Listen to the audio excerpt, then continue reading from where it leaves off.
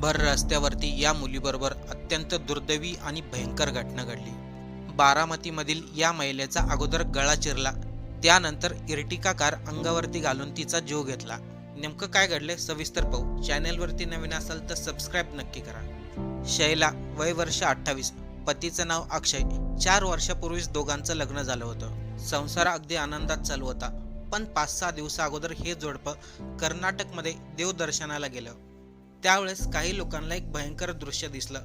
शैलेश आपल्या इर्टिका कारमधून पत्नी शैलाला केसाला धरून बाहेर ओढत होता. तिला लाथाबुक्क्यांनी मारहाण करत होता.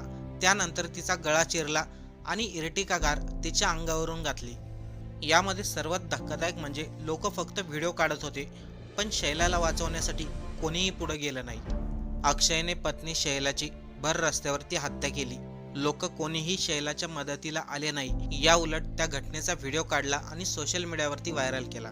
सांगितलं जातंय अक्षय आणि शैला या दोघांमध्ये काही कारणावरून वाद झाले होते आणि त्यानंतर या वादाचं रूपांतर हत्यामध्ये झालं.